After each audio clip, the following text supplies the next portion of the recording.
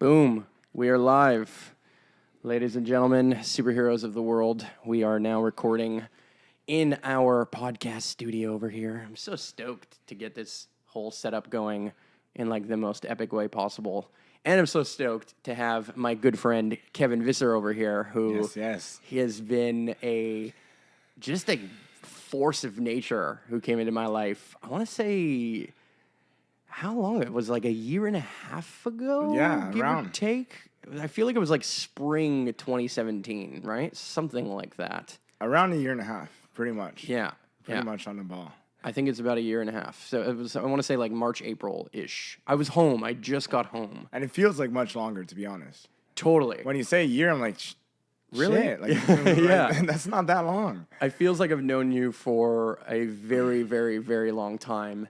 And I think it's just because at the end of the day, you are kind of a soul brother to me. I feel very connected to the quality of just the caliber at which you hold yourself and your understanding of your potential and the things that you want to achieve in your life and the things that you put your mind to and how much investment you make in yourself. I just find it very enthusiastic. So for those people who, do not know you, I know you as somebody who has, we met through the context, I guess, of Superhero Academy. Yeah. But we have kind of dove deep in many ways. We've had many meetings here. You're a fellow Montrealer, so obviously that makes it significantly more fun to connect with people in person. And you're guest number 2 of the the revival of the Superhero Academy podcast. This nice, beautiful setup. Yeah. So anybody who's listening to this, who are you? Where tell me a little bit about your story, who you are, what you're passionate about, that kind of stuff. Yeah, with pleasure. So I'm Kevin Visser. I am a coach, entrepreneur, artist, and there's so many ways that I find we could describe human beings. Those are just some of the ones that come to mind. A little bit about my story is, I don't. Everyone's story is unique, but I don't see myself that much unique. What it was is that I always tried to do what was right for other people and for myself. What society told me, but especially what my family told me. And that led me to get a job in engineering and do great in engineering. Do what your boss told you to do, get those KPIs, get those metrics, get all of those things. But then let's say I was in Regina, Saskatchewan, doing all that stuff in the oil fields. And I'm kind of like, I don't think I'm doing good for the world if I'm working for these people. I think we got enough oil, and yeah, we do need it. But, the fact that all of my energy is going there. So, what I would call a quarter life crisis, and then self-development and all of those things. Going into self-mastery, long story short, got multiple coaches, went into self-development, did a bunch of seminars, got introduced to Tony Robbins, got introduced to just so many things that I learned so much more than I've learned in school and in so many areas that I quit engineering. I ended up joining Goalcast, a startup, which we make motivational videos. I also started my own coaching practice. And, the journey just keeps on going. I'm creating my online course right now, which is to develop this hustler's mindset, to get this psychology, to really go for your dreams, to set those visions. And that's kind of the quick rundown. I love the idea that you call it a hustler's mindset, because if I were to use any one word to describe how I think you show up in the world at least at this very moment in your career, I would describe you as a hustler, and I say that in the most loving way possible, meaning I think that you're willing. A hustler to me is somebody who's willing to do anything to kind of move through to the next stage of development and or success and or kind of leap forward in their own personal path and hero's journey.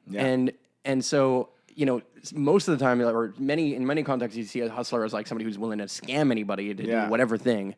And I think the reality of the way I see you is that you're just so willing to bet everything on yourself. I think you're so willing to dive deep into the world of personal development, of being better than the person you were yesterday, of like, even when I met you, you're like, oh man, I've got a camera and I'm like learning editing and I'm doing this thing. And I'm like, you're always hustling because you're willing to work. Like, you might not have more resource or more access than somebody else, but and I mean, you still won the genetic lottery in the sense of where you're living, all the crazy shit. I'm blessed for sure. Totally, and you're not like just taking that for granted. You're just like, yeah, and I'm gonna fucking work my face off, and I'm gonna like listen to the Tony Robbins tapes and take the online courses and invest. Like, man, I remember when you invested even with me in Superhero Academy. It's like you were so willing to just like do it, just to go into that world and like really make that happen. And I respect that in a powerful way. Thank you very much for those extremely kind words. And a couple of realizations that made me get this when you were saying that, I believe is, first of all, if you're going to bet on anyone, like what's the saying? Bet on yourself. Yeah. Right. We control ourselves. We control, like there's a lot of the times we want to blame external factors and all these things. But as soon as you turn that focus into internal and that you could do things, I'm not saying get walked over and all those things, but I mean, like, if you really think that you could do something, then you're in control and you're empowered. Totally. And another thing is mastery was always this thing that I love, skill, knowledge. Whether that be a musician playing on stage or whether that be a NHL player, NBA player, or anything. I think just as children, you look at things and you see mastery. You don't even know what it's called, but it's just like... It speaks to you. It's wow, right? Yeah. We all saw, like, we just knew the greatness of Wayne Gretzky when we saw it. Like, you know what I mean? Or, like, Michael Jordan. It's just palpable. Like, there's something about being a human that sees another human just crushing it that we're like, you know what? That's awesome. And that's why, and that's like the fundamental principle of why something like Goalcast is just so potent, is that we are so wired to be inspired through the stories and lessons and kind of courage and courage in the face of adversity and their ability to overcome of humankind and of our own, quote unquote. Yes. That we feel this pull towards absorbing that kind of content, participating in it, sharing in it, and then being able to transpose myself into that person's scenario, into that scenario. You know what I mean? Like into that reality and say, oh man, if I were in their shoes, I might have given up too. But like, holy shit, this person fucking pulled through. They beat the odds, and we love that. Exactly, man. Because it makes us feel good. Right? It does make us feel good. We're chasing emotions. That's what we do as humans. We're emotion creating machines. And when we watch those things, we go through those emotions. Like when you watch a movie, when you watch a horror movie, do you expect to laugh? No, it depends on the person. I'm not gonna lie. No. Obviously, I don't expect to have I don't expect to laugh. I don't expect. What I expect, or I hope to some degree, is that I'm going to be scared. That's what I'm hoping. And even like we're chasing that emotion, right? We chase and we go into the different scenarios to chase these emotions, and we know it. Like as humans, we're incredible. We could close our eyes and think of a time and start feeling that emotion.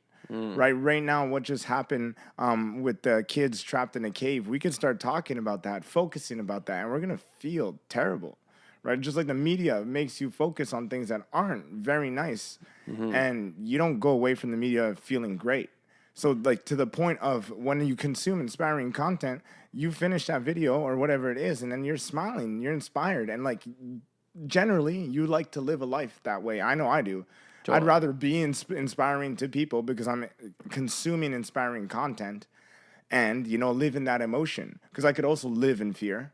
I could also live in so many other types of emotions. We could command emotions. Would you say that inspiration is the thing that primarily motivates you from acts of service to other people? Like, what I mean by that is, like, when, like we think about entrepreneurship and Gary Vee, all these things, right, jab, right hook kind of thing. The idea of providing value, and one of the things that we could provide value in is inspiration. Would you say that that's a driving force, or what would you say is like the core of like why you are so motivated to support other people, coach other people, like do the things that you are like studying so deeply with Tony Robbins and these types of people? One of the main drivers for me at the beginning was like, and why I got on this journey was knowledge, to know like what's possible, to learn human psychology and to know what's possible. Then the deeper I got into it, and this is what it is now, the main driver is that like literally anything is possible. And to unleash, like it's a Tony event, unleash the power within, right? That's what's driving me, is because humans are amazing. Like we really are amazing. You talked about the genetic lottery. Just focusing on that, like you won the genetic lottery, makes you feel great.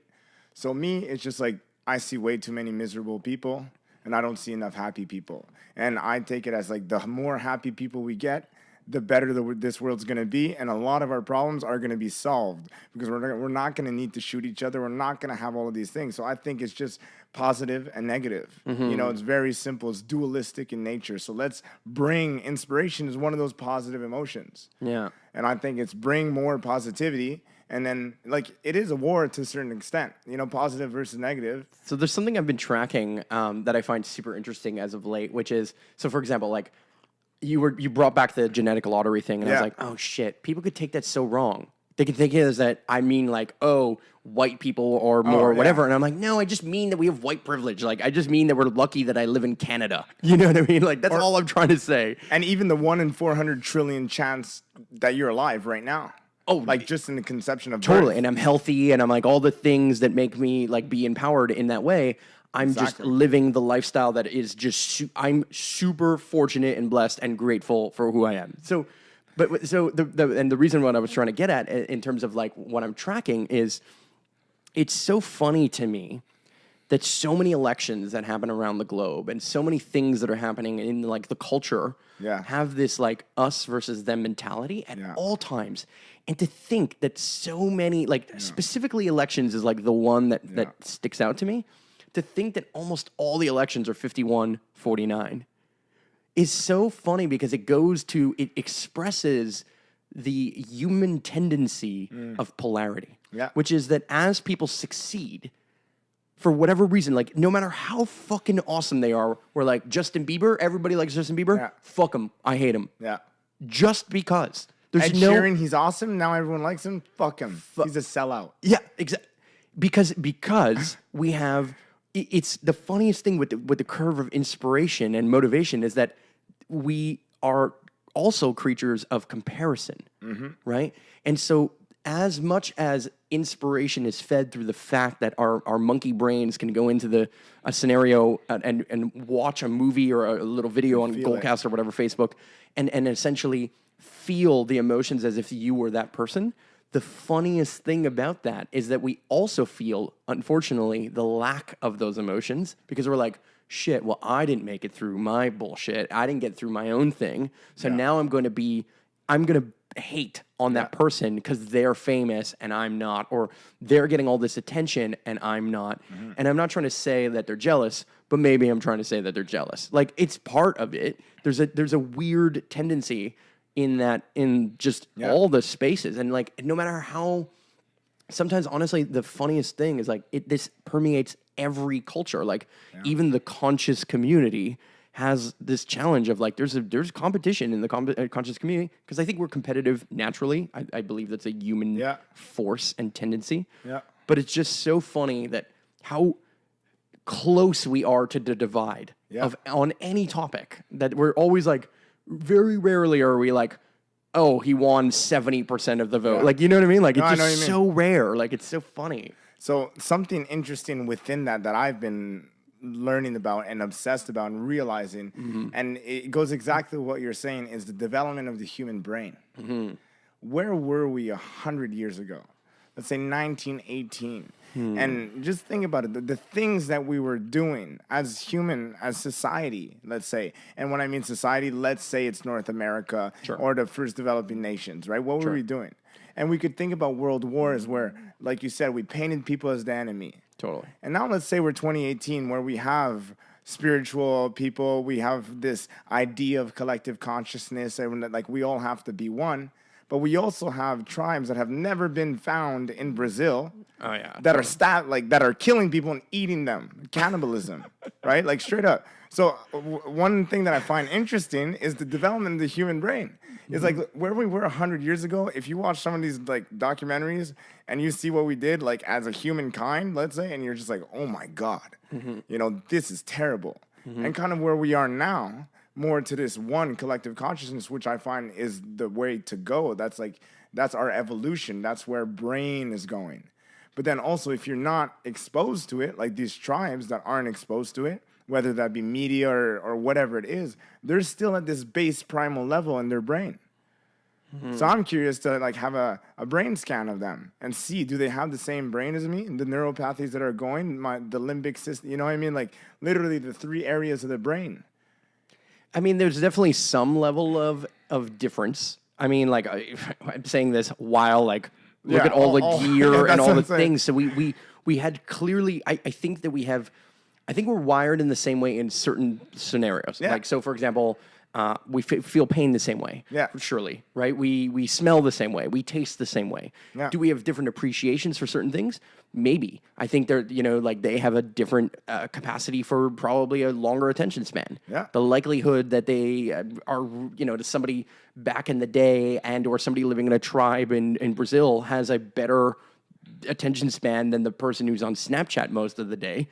Surely there's a difference. There's going to be a serious kind of juxtaposition between those two different people. But the capacity for us to be like at the end of the day, we're all human. Yeah. And it's so funny that we create divide across 1,000,001 different things, whether it be race or country or you like this color and I like that color. Even artists, like even music. Oh, yeah. Everything. Yeah, and so we have this divide where, for whatever reason, we don't see ourselves as one.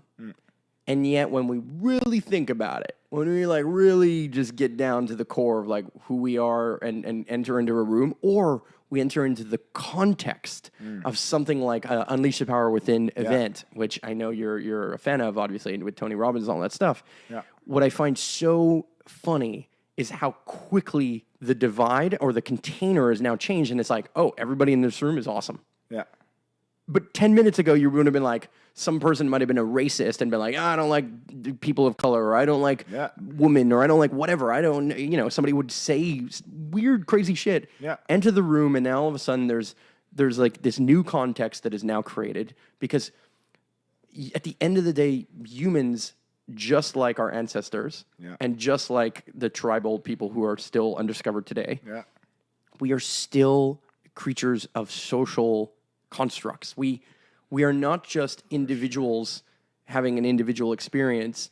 We are still part of a giant collective in which we are socialized to do particular things in particular ways. It's like, I understand that there's the social construct of, I don't know, I don't just like walk around naked outside. Yeah. I understand there's a construct that says it's not just because it's illegal. It's, you know what I mean? It's more so that there's a way of doing things. There's a status quo. There's an order to the world that sometimes is limiting and many times is very limiting, in fact. But in most scenarios, it's actually quite functional, and I think that has changed over time. That's the real difference between the culture of back in the day is so different. Like my mom would say, my dad or whoever would say,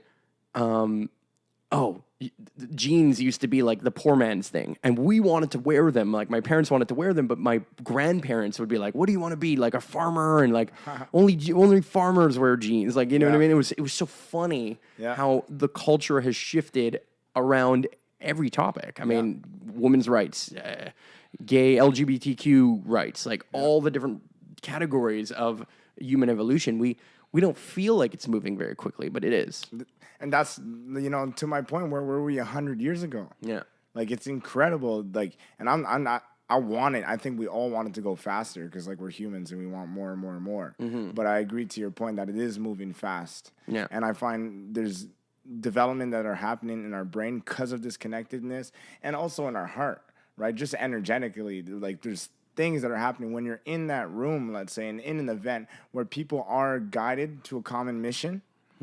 That's where you start seeing the oneness, seeing how you're alike, because you have a higher purpose, instead of seeing the divide, you know, instead of focusing on that line in between and who's right. How do you, as you're going through your kind of day-to-day routine and you are going out into the world and you're meeting people and you're really, you know, one of the things that you learn in sales and in coaching and in all the different things that you're involved in entrepreneurship is that at the end of the day, you build rapport with people. Yes, Step one, right? of course. If you're going to create some kind of community with somebody, if you're going to build something together, if you're going to kind of do business together, whatever way you want to see it, you're going to have to build some level of connection with that person. Yeah. What do you think is the fastest way that people build rapport with one another? Because I think people, and maybe not the fastest way. I want to know actually, two-part question. Yeah. Fastest way and the most effective way, because I feel like I'm obsessed with this. Me too. Yeah. So I'm really curious what you think about it. So the fastest way, genuine, keyword genuine, genuine compliment.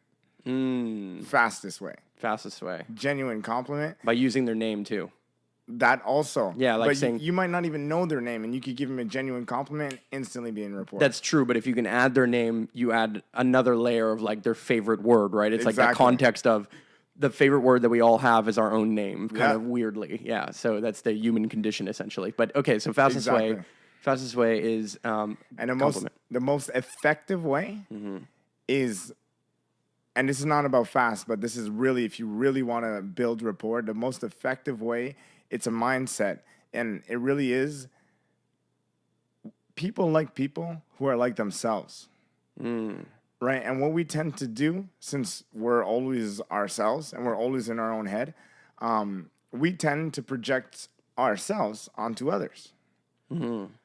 And so what it is to understand the other person's world. So don't project yourself. Like literally the most effective way is be curious and see how the other person sees the world. Just because you see the world one way, it's not the way that they see the world.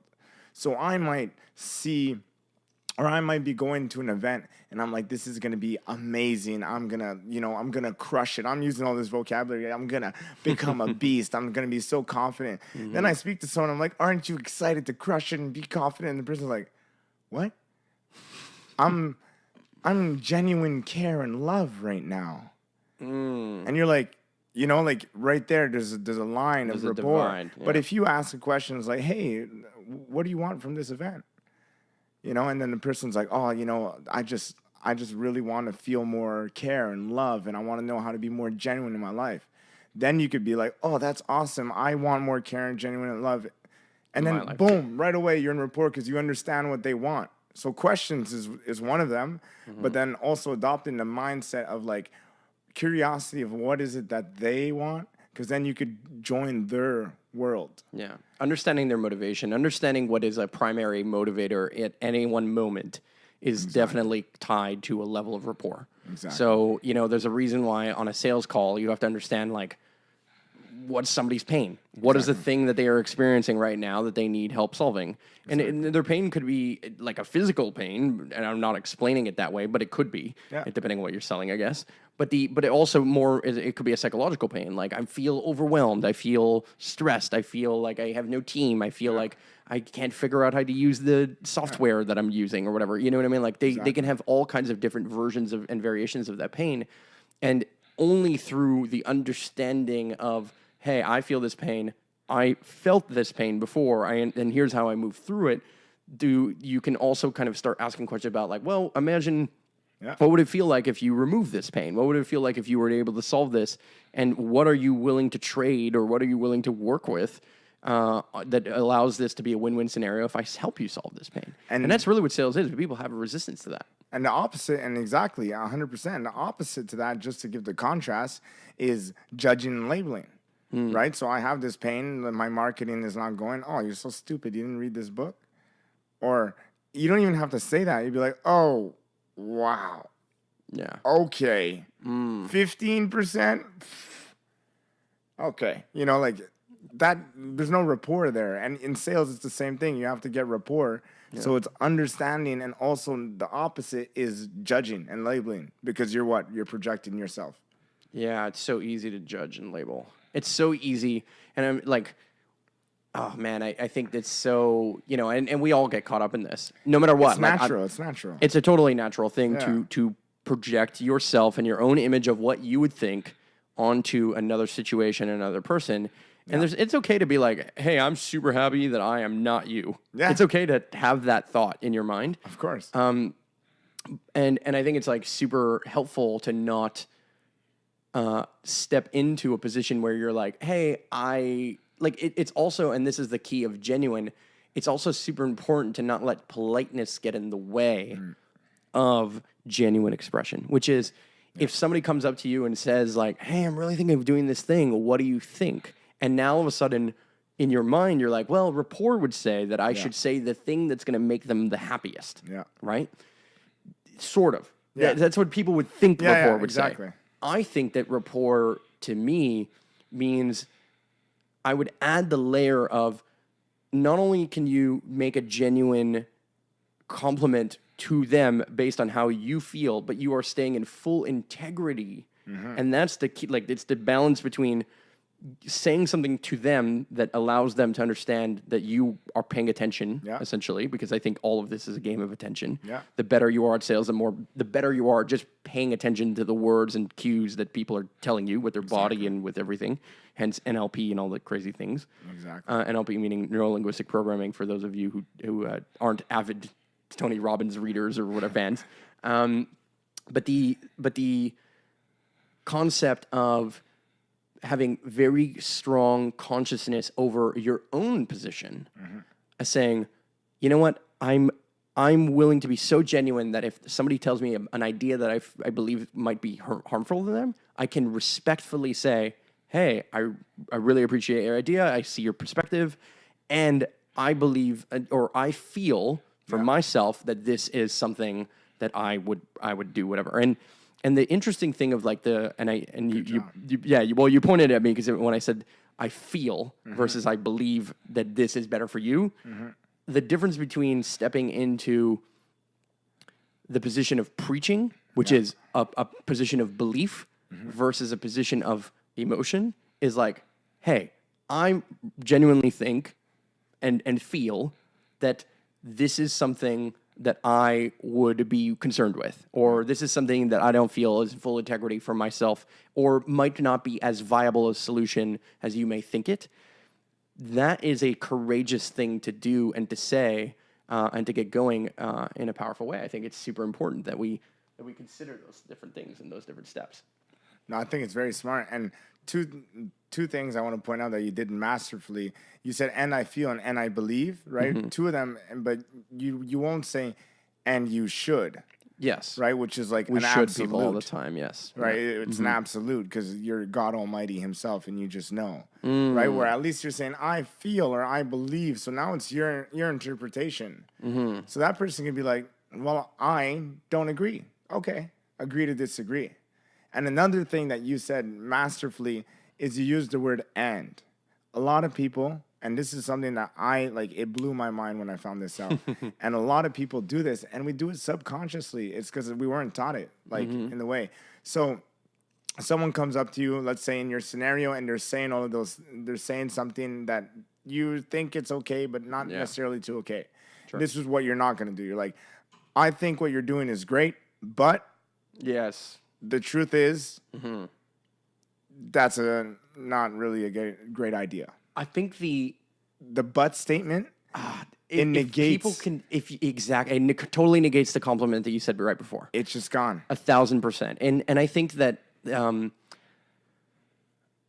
man, if I could remove a couple of words out of my lexicon, but is for sure up there. Yeah. Should and but. Yeah. Are for sure like 1 and 2 interchangeably. Yeah, you know what I mean? Like I'd say the third sometimes is like if, but in the right context, if could make a lot of sense. Yeah, of course. Right? Like, but in the wrong context, it's like, if is like, my dad used to say, if is the biggest word in the English language. And I would be like, what are you talking about? Yeah. And I was like, it's supercalifragilisticexpialidocious or whatever the fuck, right? I would make the joke. But he was, what he was trying to tell me is that, he was like, you don't want to live a life of what ifs. Yeah, You don't want to, exactly. you don't want to ever be asking yourself, well, if I do this, you can be considering that moving forward. Yeah. But you don't want to have an if in your past. And you will always have an if, right? Technically, whatever decision you made versus the other decision you made, you could frame it from the perspective of, well, if I had done that, Yeah. then I would have had a different result, or then something different might have happened. But the context of removing the word if out of the thought process is like, well, it's either is or am or another version of like of more of a proactive lexicon. More of a statement. Well, I will, I am, I think. Yeah, and the reality is that we need, if we understand that what we speak and therefore what we mime and what we do, like with our physical body and all those things, comes into physical reality, then we actually will ourselves, like we actually create our reality through those different things. And it's like, I'm not trying to sell you guys on the secret stuff. Like this is not like, I'm trying to say that I really believe that through our intentions and our attention to the words that we use, we are engineering and architecting our life. Yeah. And so those words matter. I agree. Yeah. That's why I wanted to bring attention to them as well. Yeah. Because the words that we say to ourselves are programming ourselves, right? We have conscious mind and subconscious mind. When you say those words consciously, you're programming your subconscious mind. And just an easy example of that, and it's a classic example, is don't think of a pink elephant. Yes. Don't think of a penguin. Right? Your brain's not understanding the don't think. It's just like penguin. It doesn't understand the negative, right? Yeah. And that's why even in coaching, what you really want to do and what you want to bring your clients to do and everyone in your family and just everyone, because of this manifest that you're saying, is to get rid of the negative angle and just go towards the positive. Yeah. Because if you know what you don't want, you're close to knowing what you do want. Yeah. Right? You But don't you're want not quite you do there, want. yeah. Like it could be just the antithesis. It could just be the opposite. Totally. And if you use the language going towards that, you're going towards something, right? Instead of moving away from something. And your subconscious mind, don't think of a pink elephant. Don't think of a pink elephant. I don't ever, ever, ever, ever want to smoke a cigarette again. Your brain's smoke a cigarette. I want to be healthy. And vital. You know what I mean? I'm just coming off the top of my head, but it's important to know the language does manifest a reality in many ways. So speaking of manifesting reality, I'm going to say it's safe to assume that one of your personal heroes is Tony Robbins. Yes. So you mentioned that you're kind of going through the Tony Robbins training, all the different components of this. I know you've been following this for quite some time. Yes, yes. What do you think is so contagious about the way that he is operating? I mean, I know he's very intentional with his words. He's very intentional with the way he shows up. Yeah. All the way down to like the seconds before he goes on stage, he's bouncing on trampolines. He like hypes himself up. He primes. He does all the things that, all the best in NLP and all the crazy things do. He's a phenomenal salesman. He's a phenomenal storyteller. I can see the obvious charisma. Yeah. But going deeper and deeper, like, what do you think is why is it so appealing? Why is he doing it so much better than everybody else? Why is he filling stadiums with 10, 15,000 people? And you know what I mean? Like, what is it that is setting him so far apart from so many others? So I think it's two things. If I were there's millions of things, but if I were to pick the top two, and number one, and this is really to answer your question, what sets him apart from other people in my belief, the way I feel, again, it's me, it's my language. Totally. Is that not only does he have skill and he's a master and all of those things, but there's a lot of people that are masters and skillful and all that, but they might be in a temple on the top of a mountain, right? He is a marketing genius, Yes. He's a marketing genius. You don't get 10, 14,000 people in a room without being a marketing genius. Absolutely. And then the second thing that goes with that is you always deliver. Yes. You can't be a marketing genius for long unless you're a one-hit wonder. Yes. You can't have a 30-year personal brand without delivering every single time. Or like, micro amounts not, but like you're over-delivering and delivering. And what I mean by delivering is value. People get what they want every single time, and that's why he's able to do it multiple times a year all over the world for years and years and years. So it's a combination of marketing, bringing the people there, and, understanding what attracts those people, and then getting the person what he wants. He's also, yes, totally agree with you. He's for sure a marketing genius. And I would go to the point of saying marketing and storytelling are one and the same, or at least nowadays specifically, even more so. Yeah. But he's a storytelling genius. He's a marketing genius. He definitely over delivers. I mean, he shows up very powerfully in these events, as you could see. Yeah. It's like I said, I use the word contagious intentionally. I think the other thing that sticks out to me is I think he's just willing. I find it so fascinating that he's willing to he performs live. So, for example, who's more impressive to me? Brad Pitt, who has the cameras rolling. He's playing an amazing character, and I give it to him. He's a great actor, but he has many stabs at it. You get what I mean? Like, he can say the same line 17 times, and you only see the perfect one. Yeah. You know what I mean? And the difference of what he does is that, yes, there's an engineering to, like, I know that they'll call upon a particular person, and they script, like, they plan. They don't script, they plan who they're going to call upon, and they go after particular stories that they know are potent, that they also know they have something to say to, and that frame the context of what the experience that they want to create.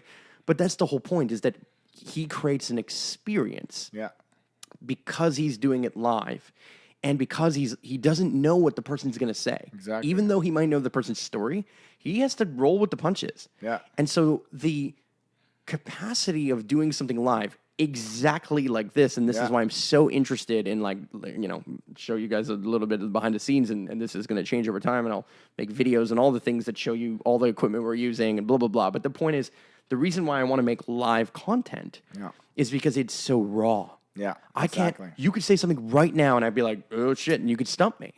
And I have to, and I'm not going to cut the stream, and if I'm in full integrity, I'm still going to post it. Yeah.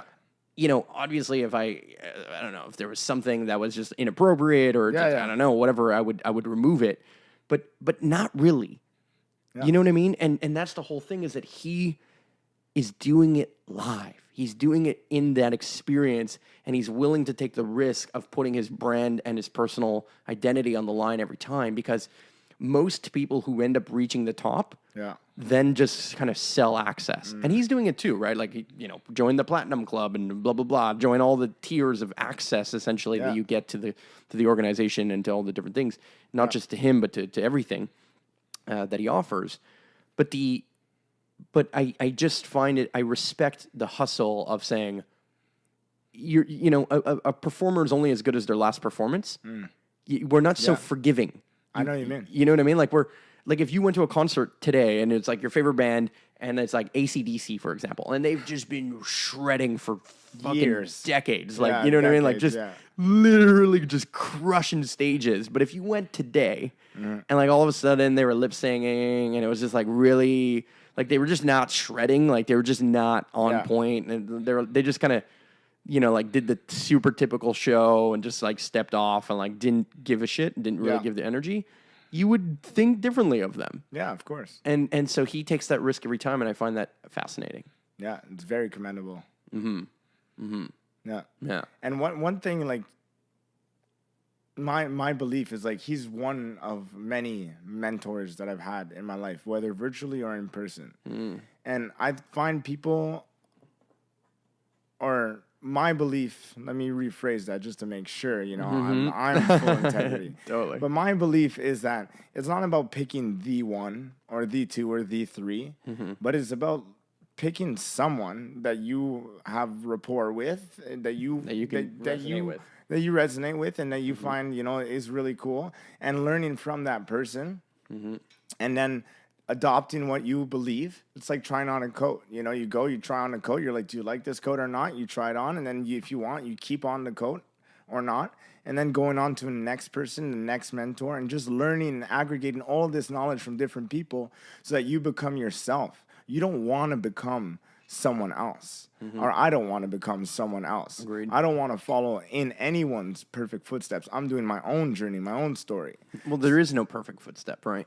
Well, the one that you take next is the perfect. That's what I'm trying to say. It's like whatever your path is, and this is like the hero's journey thing, is like, people ask me all the time, they're like, well, what am I going to learn in Superhero Academy? I'm like, what's your hero's journey? I can tell you the skill sets that you can learn. I can tell you, hey, you'll learn about Facebook, you'll learn about video, you'll learn about website building. I can tell you what to consider when building a website or when making content or whatever, but I can't tell you what your journey is. Yeah. And we there's a lot of people who defer the work, right? People are like, well, I showed up at the Tony Robbins thing, I must be enlightened. And it's like, well, there's a little bit more work to do. Like, yeah, you're on the right path. You're in a good flow. I give you that. I think you're in the right room versus the wrong room. Like you could be in some strip joints, doing blow in the back, and just like that could be your reality. Exactly. And that's not to hate on the people in the strip club right now, but just more so to say that I think there possibly is a more enlightened version of a pathway for yourself, only if that is your full version of integrity, and so everybody's journey is unique. Yeah. And why he's so potent nonetheless, and why people need coaching and need your support and other people's support, my support, whatever it is success does leave clues. Exactly. There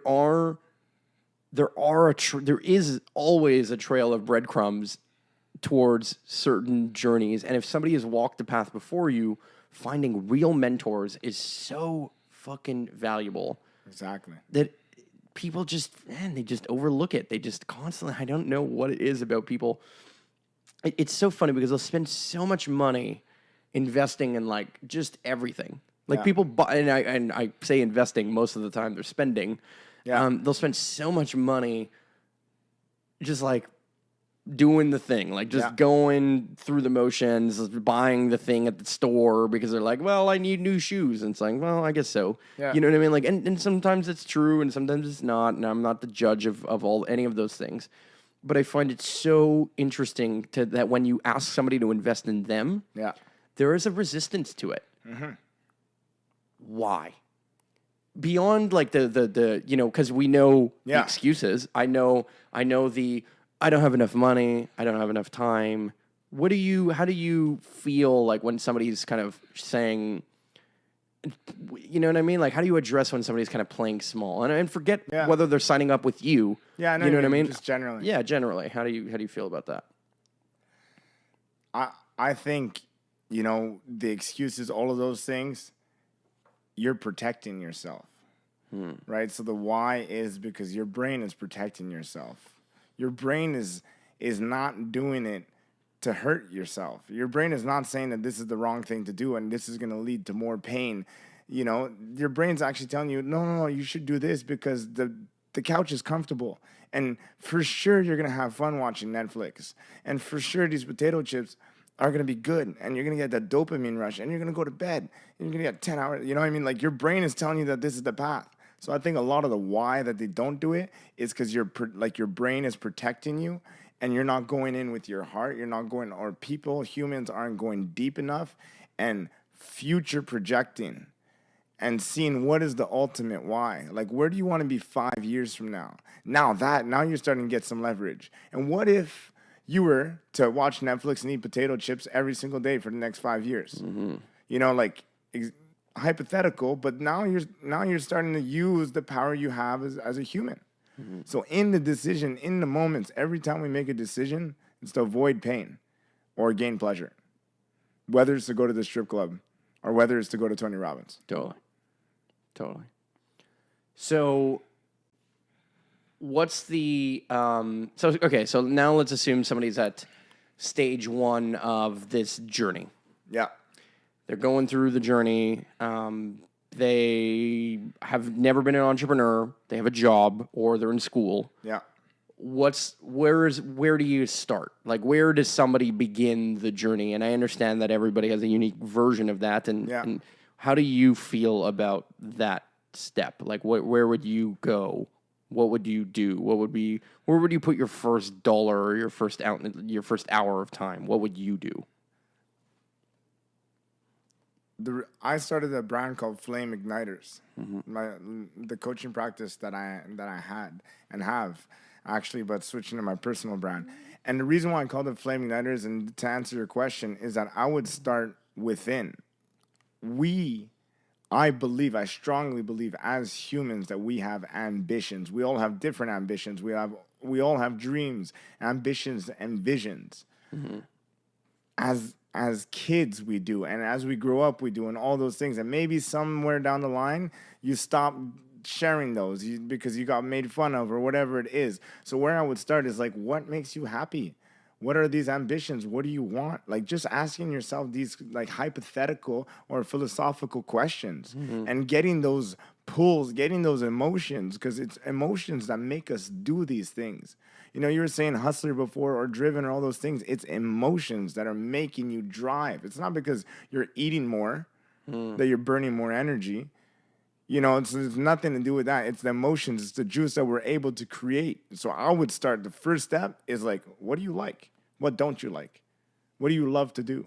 I think it's super important to think about what you don't like as well, because I know that like part of me became an entrepreneur because I was like, I fucking hate traffic. You know what I mean? Like, I was like, no, I agree. There's no way I'm ever going into 9 traffic. 9 to 5, in and out. No way. 2 hours of traffic. Exactly. Not a chance. You know what I mean? I'm just like, no, fuck that. Exactly. And there's just like, so sometimes like a primary motivator is motivation that is like contrarian to what people might believe, which is like, oh, you must have known that you were going to become this entrepreneur. And it's like, well, sort of. I mean, I kind of knew that I liked certain things and I knew I had an interest in certain things, but I had no idea I was going to own a skate park. Yeah. I had no idea I was going to run an online school and build an eco village. Like, if you asked me that at 18, there was no fucking way that was going to be my answer. Yeah. And I have no idea what I'm going to be doing next year. You know what I mean? Like, I have a plan, right? I think like when people ask me what is the thing, and actually I really loved your answer, which is start with you.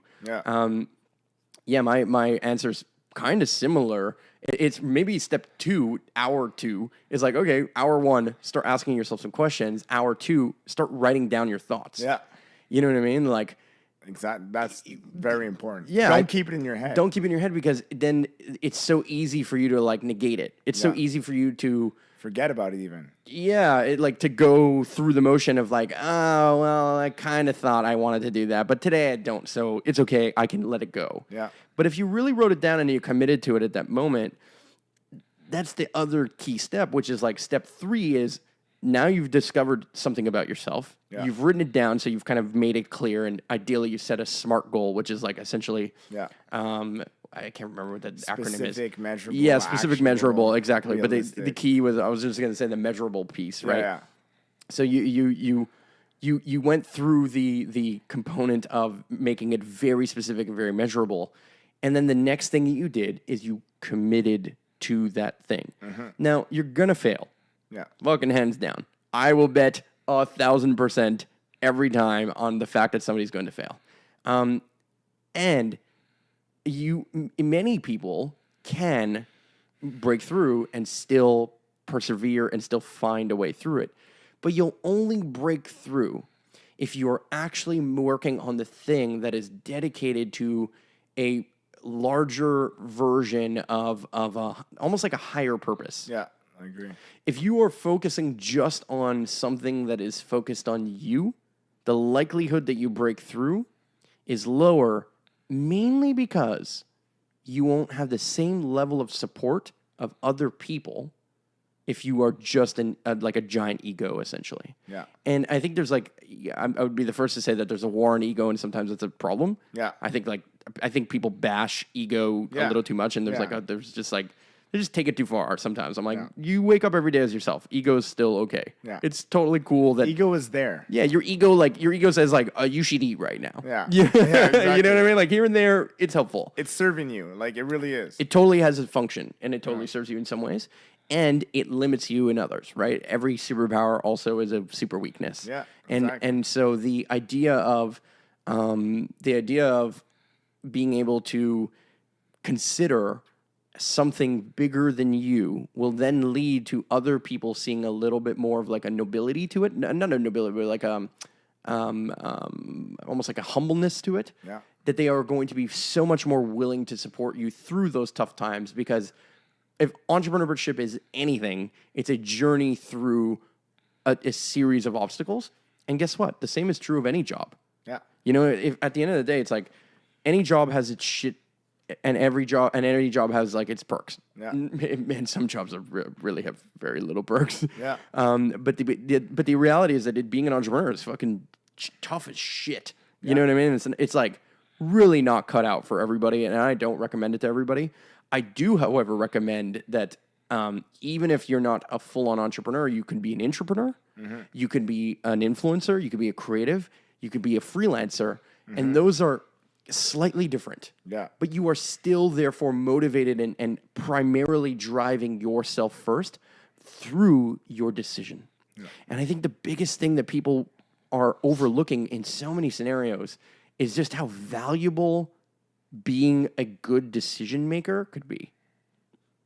Right? Like, I bet my life, and I've never been to a Tony Robbins seminar, or like a workshop or event, but I bet you my life he spends a lot of time talking about decision making and like commitment and like certain levels of that in any event that he hosts at any time. I feel like that's a common theme. Would you agree?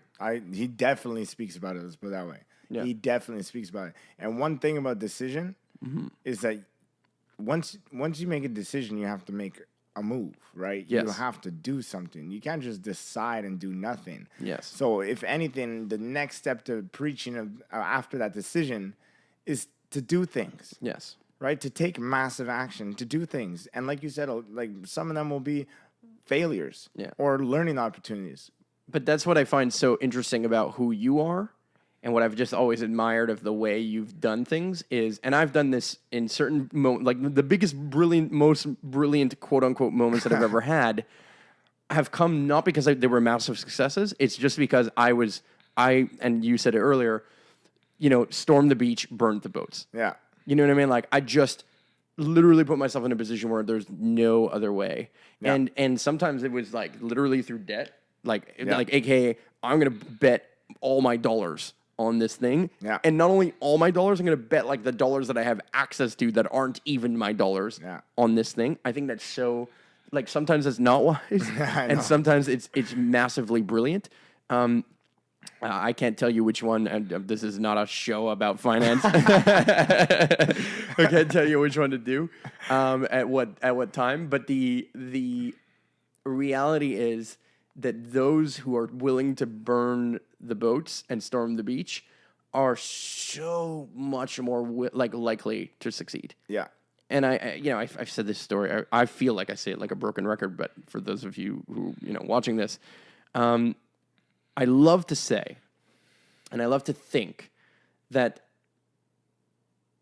there are two kinds of people in the world. Yeah. The type of person there's three kinds of people. The type of person who says we're going to make a decision but don't take any action, aka I'm going to lose weight but then don't sign up to the gym. Yeah. That's one type of person. The second type of person says I'm going to make a decision, I'm going to go sign up to the gym, and I'm just going to buy the regular membership. And that's totally cool and awesome. Tons of people go to the gym. There are some people who are totally self-motivated. And then there's the third type of person. Yeah. And I think this is the kind of person that at least I very much resonate with. I know you do, given the line of work that you're in and the investments you've made in me, Superior Academy, Tony Robbins, a million things that I've seen you do it many times over. And you will continue to do it for the rest of your life if I know anything about you to some degree, is the the fact that you walk in, you're the type of person who walks into the gym and says, I'm going to buy the gym membership and I'm also going to get the personal trainer. And I'm going to spend 10 times the amount of money to have access to the same level of equipment, the same gym. Yeah. But the likelihood that you're going to show up every Tuesday on 8 p.m. when your session is with that personal trainer is so much higher. Yeah. And so to bet massively on yourself is so important, and it's kind of understated in our culture how much you should be really betting on yourself and like understanding that and that's what personal development is. Exactly.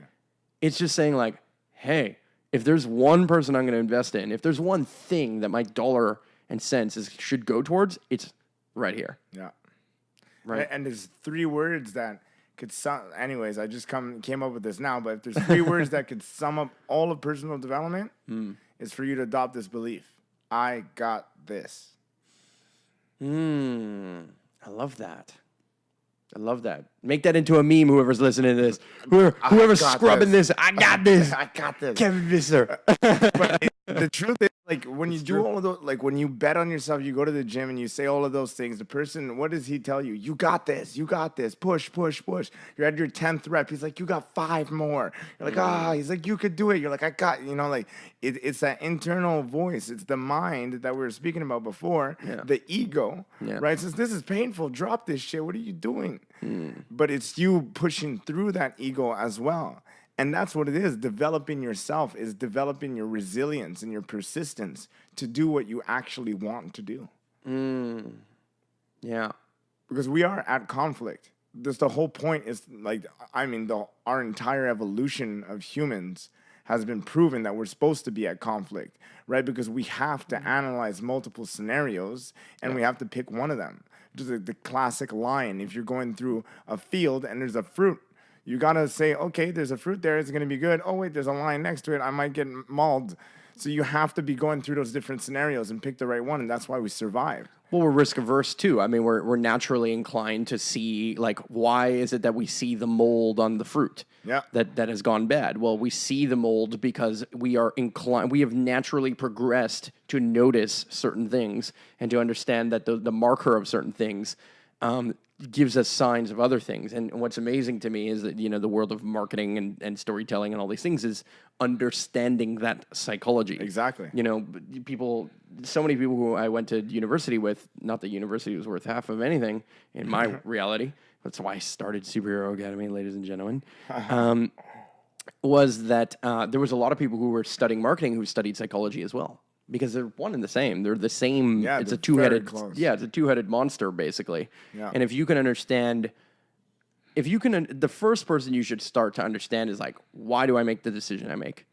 And I love to tell people when they're like, oh, I want to learn marketing. One of the first exercises I tell people, I'm like, go pull out your phone, right? Like, just bust this out for a second here, and think about what you're doing, why. Why is your attention going from here to there? Well, how does the notification come in and all of a sudden you were mid something and now you're reading an email like the next second? What is happening when you're scrolling through the newsfeed and what is catching your attention without reading it? Yeah. What worked? Yeah. How are you getting constantly the feedback loop that is kind of giving you the dopamine rush or the whatever, the serotonin or whatever chemicals are being released at whatever? But what is happening in that scenario, and how can you be conscious of what's happening so that you can turn around and say, hey, I'm going to use this in a way that benefits me, sure. Yeah. And sometimes we hate marketers for it, but does it in a way that is in full integrity with service towards other people. Yeah. I didn't start Superhero Academy just so that I can be rich and run off with people's money. It's like, no, yes, I want to make money. Yeah. Because more so, I want to be rewarded for the rewards that I bring other people. Exactly. If you come in and you're like, hey, I'm an engineer and I want to go, like, I want to work for myself and I want to be a coach. And then in a year and a half, which is a year and a half ago, I met you. You were working a job that you weren't so excited about. Yeah. You thought you were excited about when you went to school. Yeah. Realized maybe it wasn't for you. Might realize that coaching isn't for you in another year and a half. Know. I have no idea. But the point is, you made the decision to say, this isn't for me. I know that. I'm willing to go to the other side to try something, to bet on myself, to put my chips on the table, to go all in certain moments. And you don't always have to go all in, but when you're at the beginning stage of your journey and you're the most flexible, fucking do it. It's the time to do it. It's not when you have 2 kids and a mortgage that you're the most likely to go all in. Do it when you're young. I agree with that's that. fucking, that's it. You did it. And that's so freaking valuable. We so underrate the value and the courage that people take. And yet, what's so funny to me is that we can watch Goalcast. I would love to rip on Goalcast videos because they're so like they're the most basic messages sometimes. But that's what people need to hear. Yeah. People need, like, I honestly say, like, when somebody asked me, they're like, why are you starting the podcast? They're like, you make tons of amazing video content. Why are you going to film on iPhones in like a podcast scenario when you can like make highly produced, super like Jason Silva like shit? I'm like, because that's not real. It's too. It's not that it's not real. It's not that whatever I'm saying on a highly produced video isn't real. It's this is more raw and real, and that people relate to the basic stuff more so than they relate to this like complex, massive idea. There's a reason why Jason Silva just doesn't go as viral as Jay Shetty. And you know, these are 2 people that I think are crushing amazing, it. I respect them for different reasons. But if I had to bet on who's going to go more viral, fucking Jay Shetty. Because it's just, there's a baseline understanding that people need to have. But the idea of being courageous and knowing when that moment is there and being able to seize that moment, like the Carpe Diem, you know, super fucking generic quote there, is the idea of like, you do need to seize the day. You do need to just jump in sometimes. And I just, I think there's very few people who are willing to do that. And by the way, the journey of entrepreneurship, that's fucking it. Yeah. Over and over and over again. Like, you just because you jumped the first time and you quit your job, dude, you're gonna have to do it so many times. Again and again and again. Again and again and again. And sometimes you're gonna have to quit your client. You're gonna have to be like, you know what, this client's paying me massive money, but I'm just too comfortable. Because that's it. Yeah. Your comfort zone is the death of you. Yeah. No matter what. 100%. And so back to the quote of like, you got this, right? Or I got this, if I'm saying it in the context of myself. Back to that quote, what I'm really saying is, hey, my comfort zone is here. Now that I'm saying I got this, I'm expanding that comfort zone to now say, you know what? I could go a little bit further. I'm maybe a little bit bigger, and I have a little bit more capacity than I thought I did. And if I can gain an inch today, then soon I'll be at the mile. Yeah. Exactly. That's fucking... Dude, courage. It's hard to teach. But the thing is, I think it's misunderstood. I agree. I think people, and like, thank you for everything, and likewise to you, because you've done it as well. Sure. But I think people think that courage is some type of emotion that you feel, like happiness, or like, you know, funny or hilarious or whatever the emotions behind laughter are. So they characterize it as other people, like, oh, you're just courageous or something. I mean, like, oh, well, I don't feel courage. You know, like, I'm not courageous. You're courageous. I'm not courageous. I don't have courage. I believe, anyways, that courage isn't necessarily an emotion. I don't think courage is an emotion. I think it's being able to live with the fear and be in the fear and know that it's guiding you and keep on moving with the fear. I don't think you're absolutely fearless when you're courageous. I think you're actually adopting the fear and you're putting it all over the place, and you're the fear. You're like this, like, being courageous is being with fear and standing with the fear instead of like fighting it. Yes. I think courage, and people are like, oh, I don't have it. How do you do that? How do you do that stuff? It's accept it.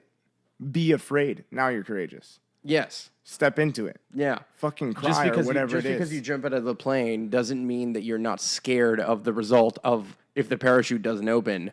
It's just saying that I'm willing to, yes, calculate the risks. You go through the risk assessment in my mind and take the risk, take the leap of faith that says, you know what? I don't control all the factors, but what I can control is myself. Yeah. I kind of know what cord to pull, and I kind of know what other cord to pull if that one goes wrong too. And if all said and done, shit hits the fan on all occasions, then so be it. Exactly. That was my way. You know what I mean? People. It's just being okay with the outcome. Yeah. And being willing to say, you know what, if I pull this trigger, if I jump off this cliff and if I hit the ground, you know, and I for whatever reason, I'm okay to come back and try it again, and I'm okay to deal with the result of the thing. And that's the bet that you should make. Yeah. You know, you should always make the bet that you are okay with all the different versions of the results. Exactly. Doesn't mean you're not scared of one of the versions of the results. It doesn't mean you wouldn't be unhappy if you got the one version of the results. There's one that you want, obviously. There's one that you pick. Totally. But you only get the shot, like, you know, you miss 100% of the shots you don't take. You only get to have the glory of a risk if you're willing to take the risk. Exactly. And if you do, courage comes when doing. Yeah. It's not something like I'm courageous when you're in your basement watching Netflix. I'm so courageous now. Yeah. You're courageous when you're jumping off a cliff. Yeah. When you're absolutely engulfed in fear. Yeah. When you're doing it. When you're doing it. So that's something I find that's like, if we focus on that, like, and that it's not like that you're not going to feel these emotions, but it's like you're supposed to feel those emotions and invite those emotions of fear of not being loved, fear of failure, fear of all those emotions. Invite them. Mm-hmm. Now you're starting to be courageous. Now you're starting to understand, even if we go back to the marketing and the psychology, now you're starting to understand your psychology. Yeah. You're starting to understand what really drives you. Yeah. And that's what I find is really interesting. And it would help people move forward. Because if they feel, some people that I've encountered, if they feel fear, they'll stop. Because it's fear and I'm not supposed to feel it. And I think the caution hot on the coffee cups have conditioned us to never want negative consequences and hence be less courageous, because we're always supposed to know what's happening. There's a step, there's this, it's all that, you know, we're given signs all the time, and we're not going out with, you know, our chest up or our head held high and learning by falling down like we do when we're a kid. Yeah. A childlike state. It's funny because do you know the example? I've tried to bring it up a couple of times now. There's this example of there's 3 states, and it's like the second state is lion and the third state is childlike. And I can't remember what the first state is, but anyway, somebody brought it up the other day. It was actually one of my coaches, peak performance coach, Nice. Phil Drolet, who brought it up, and we were having the conversation. And essentially, what he was talking about is through the states of consciousness, you can move through the highest state of consciousness is not to be the warrior version of yourself where you are fearless and all the things. It's actually to be more so just the curious version of yourself, which is to be more childlike. Yeah. See, a child could still be fearless, but they're fearless through curiosity, not through macho-ness, not through essentially showmanship, essentially. You know what I mean? No, I do know what you mean. Yeah. So it's not for others, it's for themselves. So when you experience fear, because you do. Yeah, all the time. Can you think of the last time you experienced fear, and how do you deal with it? What is the process you're going through? I guess it depends on the scenario, but let's pick one. So, I was driving here, for example, and I was also on a plane a couple of days ago. I find those are 2 very common examples where I experienced fear. There was turbulence. Let's pick the plane. Yeah. There was turbulence on the plane. It was torrential downpours out of Chicago, so there was turbulence out of it. Even the hostess or the flight attendant. The flight attendant, exactly. Thank you. She was moving around trying to give us drinks and stuff, and it was hard for her. So you feel fear, you feel fear, and what happens is I'm focusing on the airplane breaking, the wing breaking, or something happened to the turbine. We just have that moment where it's here's how I go, and then after boom, your mind goes into it's just gonna exactly like those movies, just gonna rip open, masks are gonna come down, children are gonna start flying out of the plane, and then just your brain goes there real quick, and then I'm gonna go, and worst case is I survive and I get on this island, and then there's people there, and then they eat me alive. So, I don't know, man. Your brain goes there. It's fear. But before it goes there, what I do when I experience fear, because I experience it often, is I realize that it's serving me. that it's trying to serve me. Like, my brain is trying to serve me all the time. What I mean by that is that, like, I'm on the plane and it goes turbulence and I start getting scared. I look down. I'm like, what if we fall? We're 15,000, 30,000 feet in the sky. And then I'm just like, what am I focusing on? Obviously, the death. So, like, that's not making me feel good. Then I just say, thank you. I don't try and fight it. I'm just like, thank you very much. And then I'm like, I just direct my focus, whether that's a book or whether that's gratefulness or whether that's literally meditating and putting your hand on the heart of that moment. But it's just directing your focus, because when you're feeling fear and you're amplifying the fear, you're focusing on it more. Yes. And you're focusing on it more, and then you're in the story. When I went to the story where, like, I survive and then I'm on a life raft and, you know, I feel it more and more. So what I try and do, or what I do, is I catch the pattern, I stop it, and I change my focus. And you could change your focus on who do you love. Ask yourself the right questions. Who do you love? What are you grateful for? You know, all those things. Not what's the worst that could happen. Yeah. That's a terrible question to ask yourself when you're experiencing turbulence. Yeah. And it's okay to, like, go through the motions of asking, you know, in a business scenario, for example, being like, what's the worst that can happen? Okay, how do I mitigate risk by signing a contract or doing, I don't know, whatever thing. It makes sense to you know, I understand why people buy insurance. You know what I mean? It's still different. There's still something that makes sense about those different components.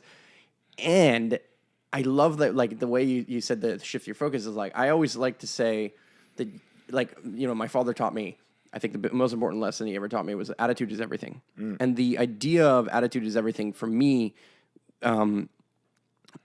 really just kind of hits upon the element of as you're going through life, you in the same way that you're tuning a radio, FM, AM, whatever radio, right? You get to pick the music that you're listening to. Yeah. You get to pick the frequency at which you tune in. And you mentioned the positive, negative. I can go to the lower channels and go to the negative, and I can go to the higher channels and hear the positive music. Yeah. But I have the same radio, and I'm only controlling that one knob. Yeah. Everything else doesn't really matter. So the idea of what I focus on is what I get to choose. It's the exact equivalent of how I get to choose the music. Yeah. Now, in life, are there hacks where you can be like, hey, I can get Spotify Premium and have no commercials? Look, yeah. And speaking of Spotify Premium, this podcast is available on Spotify, SoundCloud, and all the other places where you can click subscribe and like. Speaking of mind hacks, for $9.99. Yeah, for $19, you could sign up to Superhero Academy's hero level. Yeah, no, but I mean, look, you get to choose what you focus on. Yeah, right, and you get to choose what that dial is set to. Yeah, and with that comes the power of choice, comes the power of decisions, comes the power of not overcoming fear, but acknowledging fear, which is what I loved about what you said. You see, we overvalue overcoming. We overvalue, how do you live without fear? I'm like, I don't live without fear. I'm just really good at mitigating risk. Yeah.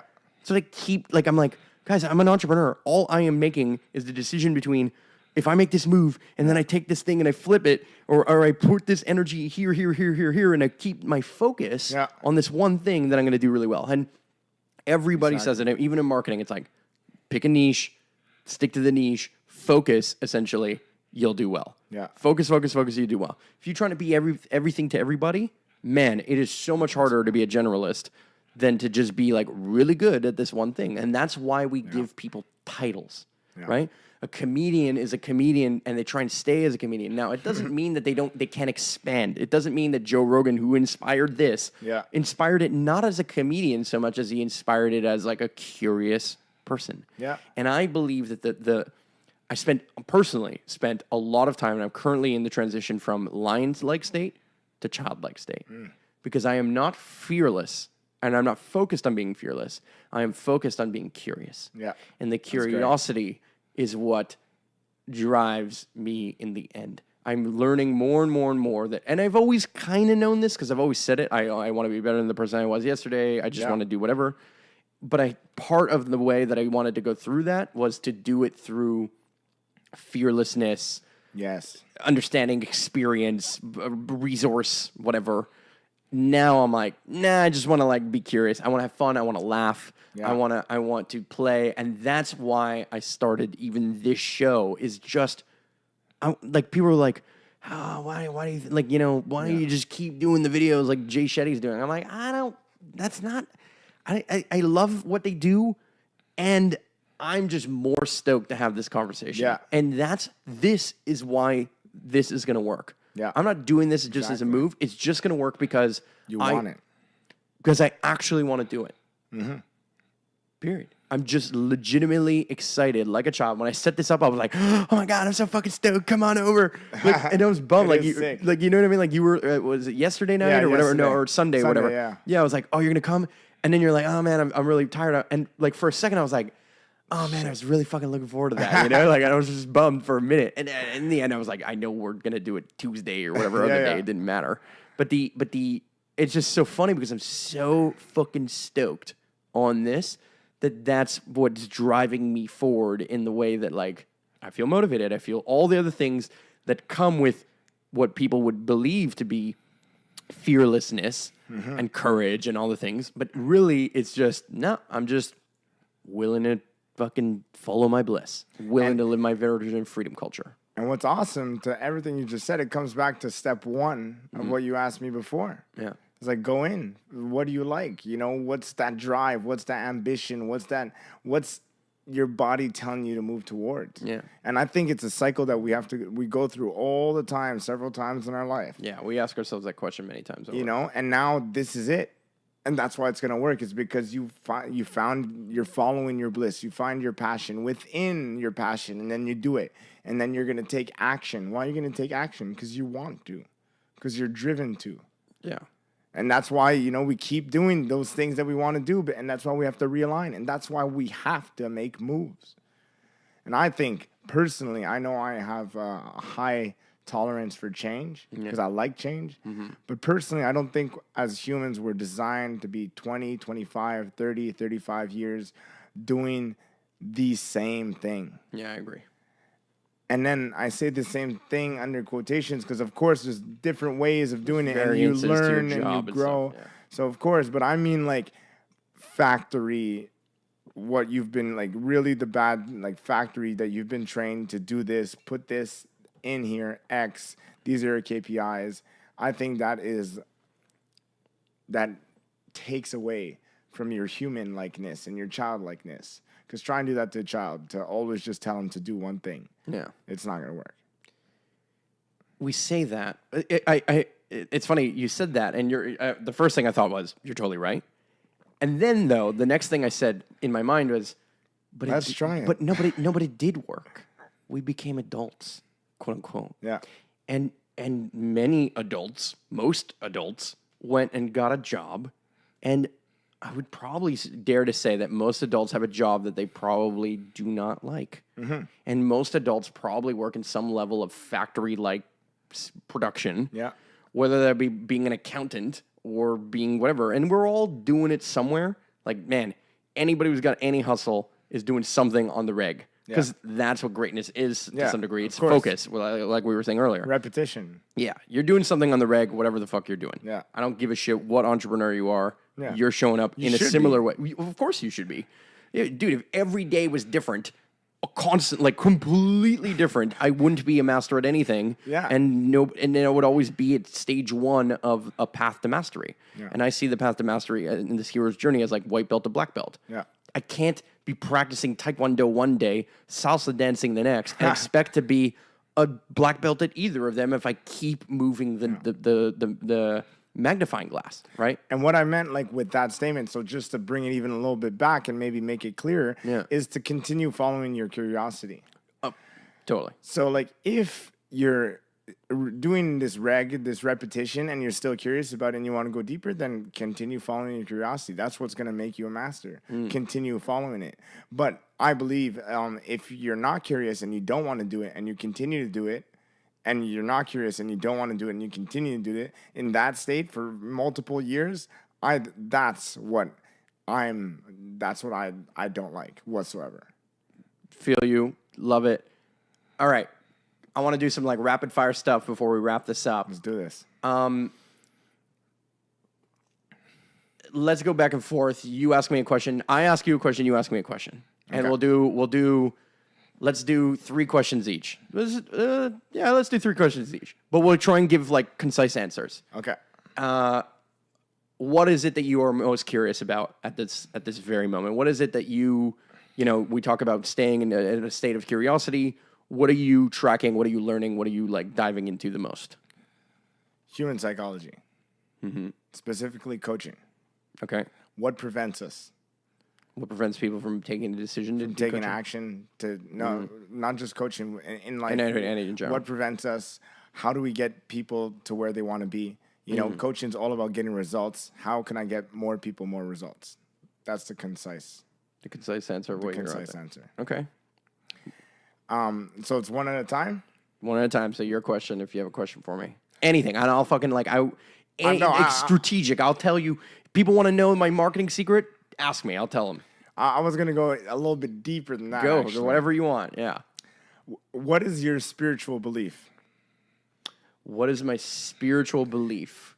So are you kind of asking it from like do I have a religious belief? Do I have like whatever I term spiritual belief?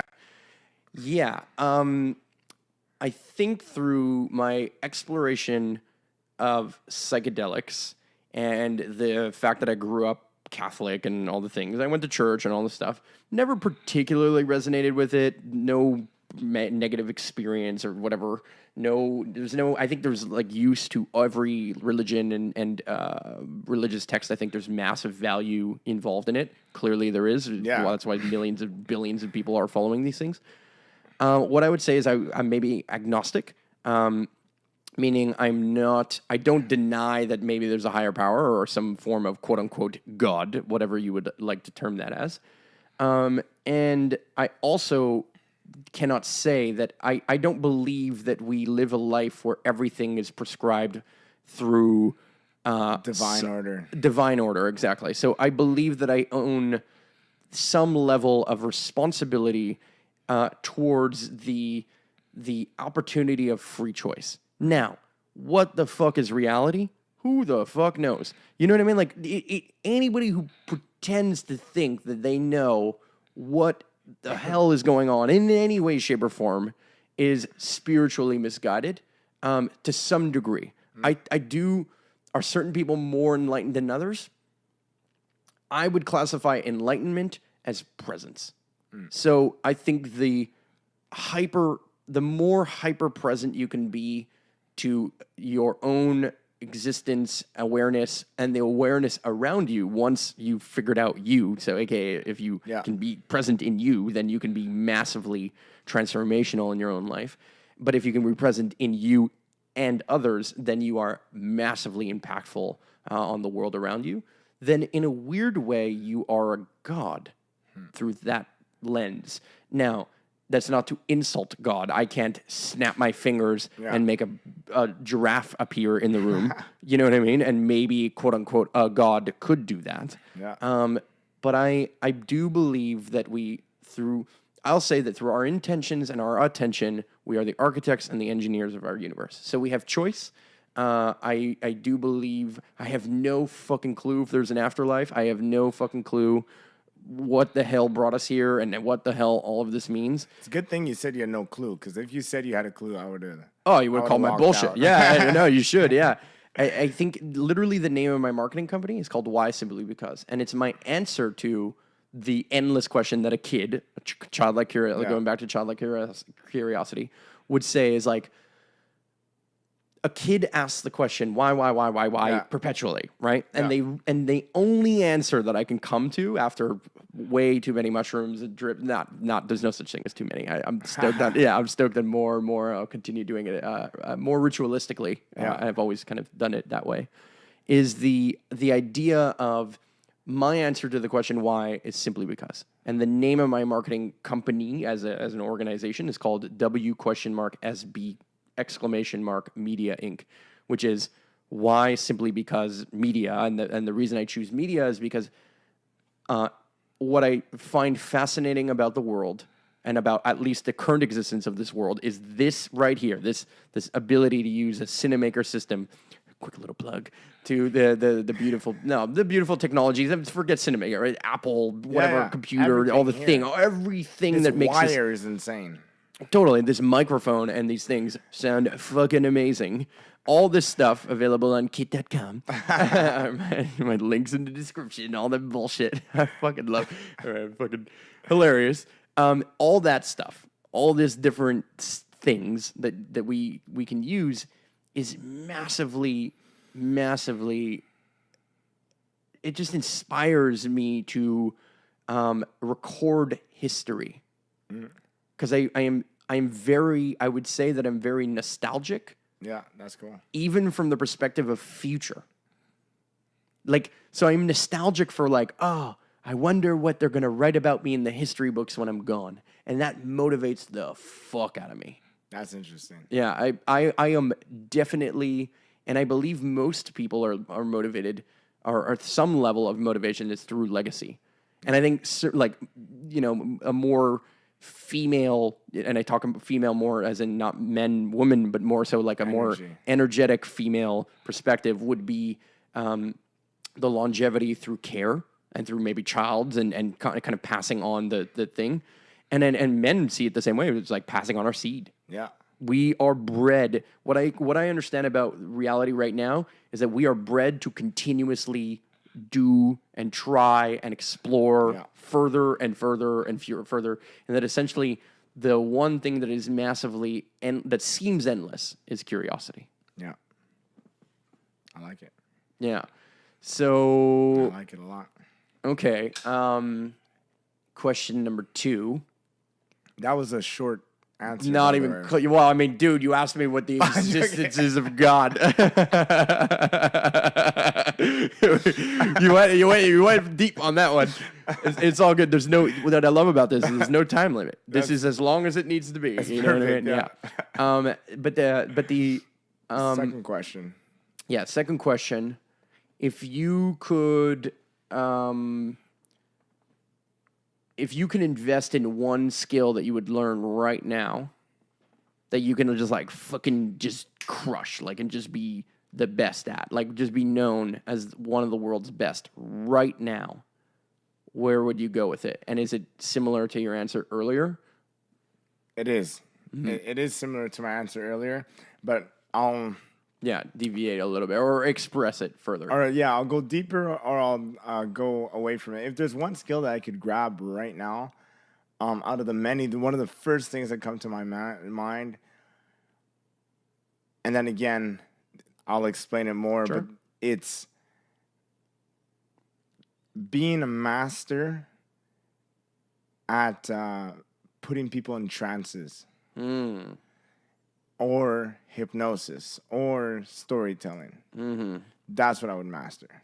You'd master storytelling. I'd master storytelling with not just storytelling, but putting people in trances and hypnosis. Because in that trance-like state, and that's why it's in psychology, but in that trance-like state, you're able to do so much to the mind. It's incredible. Yeah, you're way more malleable. And the things that you're doing to yourself... you could influence change much more rapidly, but you can make someone change themselves much more rapidly. And it's just I've been in trances before. I've been in a 45-minute meditation, which felt like 2 minutes. And it's just what the fuck just happened? And it's just to me, that would be something I would love. Or imagine just being able to tell a story to people and they're just in awe, you know what I mean, of the vivid detail as if they're there. To me, it'd be awesome. And be able to also shift perspective in a powerful way that enables people or that supports a certain level of I love it. I love the growth. Answer. Yeah, of growth and consciousness. Because even through storytelling, I could get you give lessons, right? Yeah, you could influence many people. Storytelling to a certain extent, you could become the next president of the USA. It's a absolutely necessary skill if you are going to be the president of anything. I believe. I believe it's a fundamental life skill. Storytelling is definitely on this very high on my scale of importance. I'm a little biased, I guess, but but hey, that's my answer. So now let me think of my number. My second question. kind of like this format. Yeah. I like the idea that somebody can ask me anything, and I'm like, Yeah. oh shit, you gotta answer this shit. Yeah. All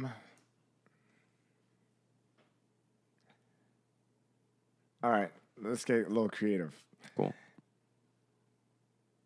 You're stuck on a desert island. You could bring 3 things. People, things, whatever it is. What do you bring? I'm stuck on a desert island. So, like, beyond, I guess, the context of, like, trying to get off the island or trying to escape the island, or am I just happy to be, like, is there a mission that I have to achieve? No, or just whatever? No context. No context. You're stuck. Supposedly you're stuck, right? So you're stuck on a desert island. Yeah. And you're allowed to be 3 things. Okay, so I'm stuck there. AKA, I'm not like, I have a cell phone and I just call somebody. I'm like, hey, I'm on the island. Come help me out. Maybe. I You could. could. Maybe I could. Maybe there's no cell phone. Yeah, assuming that I'm stuck on the island, and I'll just go with that example. If I can bring 3 things,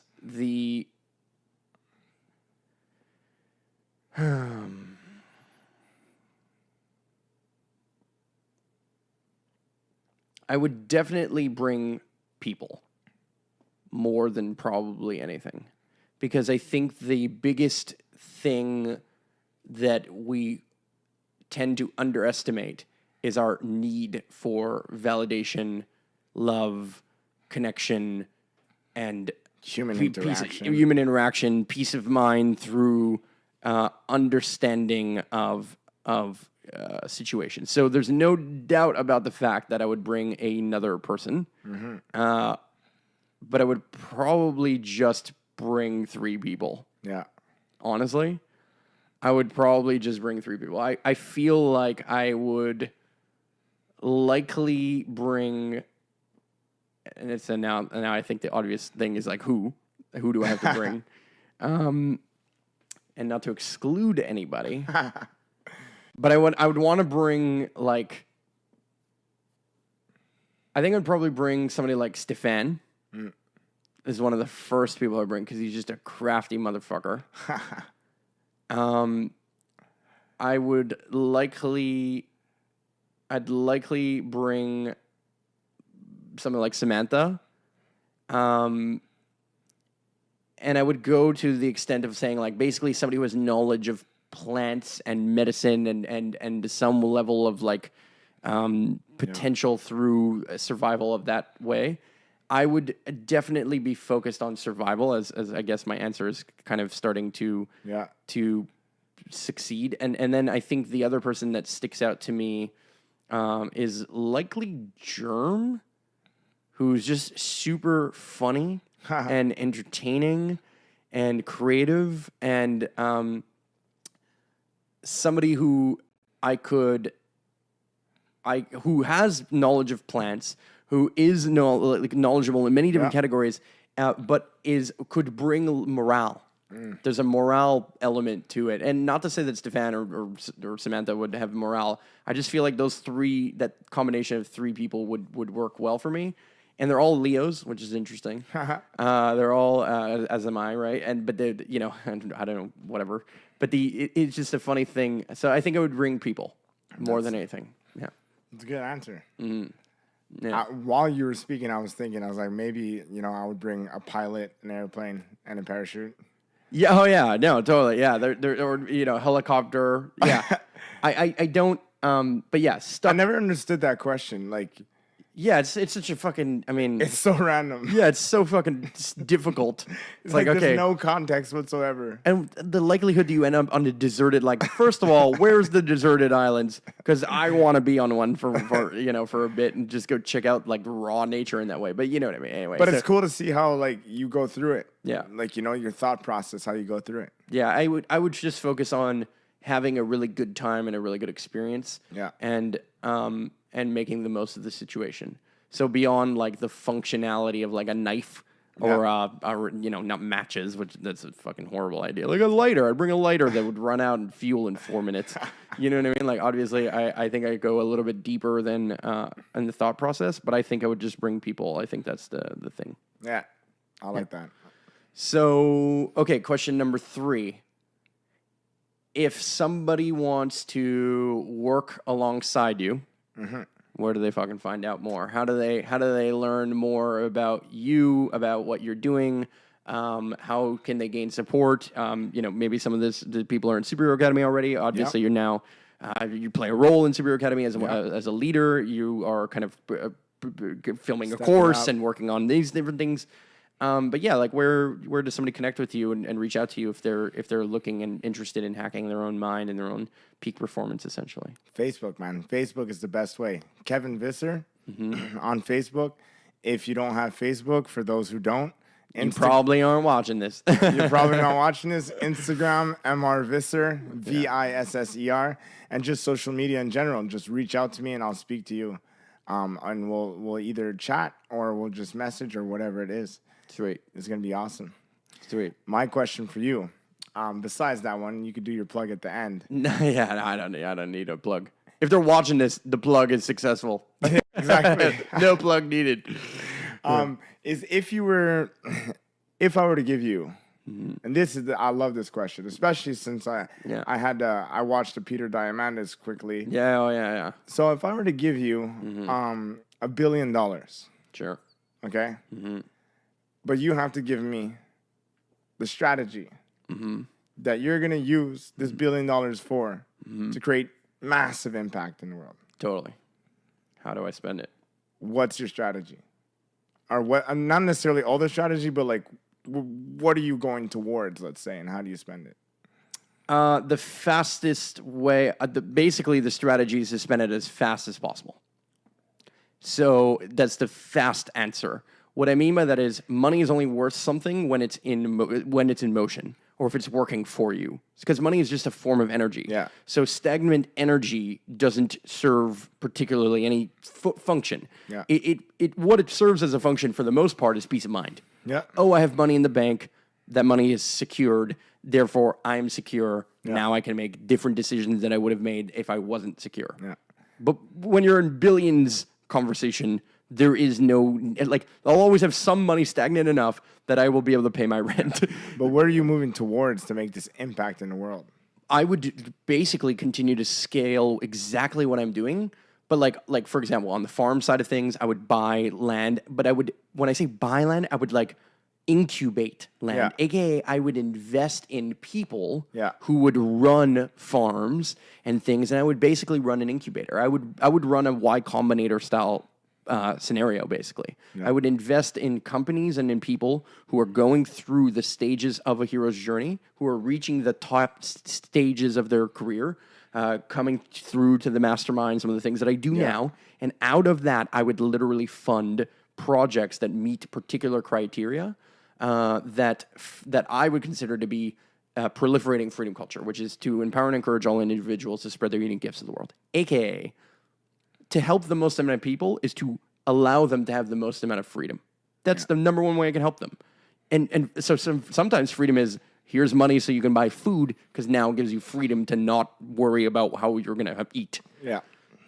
So to empower and encourage people's freedoms, if I spend it fast, and spend meaning invest, in people, then that's the best way that it's kind of the similar answer to question number 2 is I would focus on people as much as possible, because that's the thing that is the most impactful, that is the most potent way that I can do it. So interesting. I do have a very, I just see that as being the thing, the way that I can have the most amount of direct impact. And what's amazing is that today I literally gave the contract to create Freedom Culture as a flag and as an incubator. Nice. I'm literally creating it because the black belt to me of Superhero Academy is incubations of ideas. Yeah, it is. That's all I'm trying. My goal is to find people who are willing to take on the world's biggest challenges, who understand the marriage between ROI,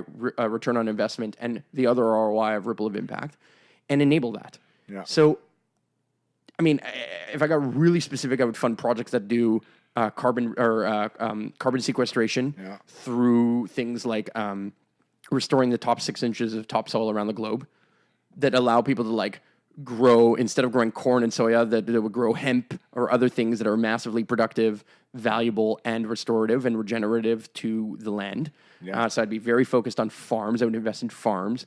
I would invest in community centers. I would invest in communities as a whole, and I would spread the money as quickly as possible. AKA, I wouldn't, even through the incubator, I wouldn't fund a single person. Yeah. And not to say, like, with $1 billion, I could fund many Not individual persons, but I mean, I would fund teams. So I'd say, okay, you are a team of masters. Yeah. That's who I'm going to fund. I'm going to bet on the team, Yeah, I know what you mean. not on the individual. AKA, imagine if I were like a sports bettor versus betting on a single athlete. Yeah. I'd bet on a whole culture. Yeah. So I'm more likely to bet on like soccer or football than I am on a single runner on a single day. Yeah, that's interesting. And to add to that, what I would do is, like, you got the land covered. Yeah, I agree. And like, I think for me, like, because I love that question, and I think it's a good one. And I encourage a lot of people to do that. You know, if you had $1 million, what would you do? What would you do? What would you do? Yeah. Because it makes you think that way. Yes. And so the land part, I think we're both going towards pollution, right? Regenerating the planet, right? Totally. Like making this planet more sustainable for a longer period of time, right? Land is a massive part, which, like, you've taught me a lot about land. I think water would be another avenue that, like, I would tackle. The coral reefs. Hardcore. Yeah, there's all kinds of things that scare the shit out of me. And the water is, like, terrible. And then I would also tackle the air as well. You know, kind of hitting those elements. Maybe fire, but I'm not too sure. Maybe geothermal energy or something like that. There's lots of solutions. I think there's many solutions that are or even the sun is fire too, right? So yeah, there's sustainability. You know, now, which is the most pressing? Well, the sun is going to extinguish itself in billions of years based on our calculations. I can't remember the exact amount of time, but it's a fucking way far that we don't need to worry about it. Yeah. So then the next thing is, yes, water is a massive problem.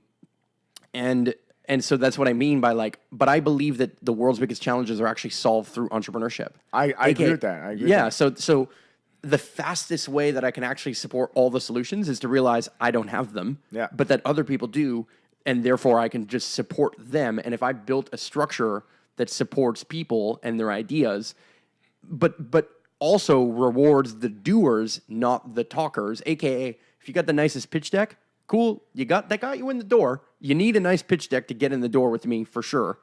But it's not everything, because your ability to execute is everything on my end. And how I'm going to judge that is I'm going to judge that based on the team that you've surrounded yourself with. Yeah. And also who you pick to have you as your advisors.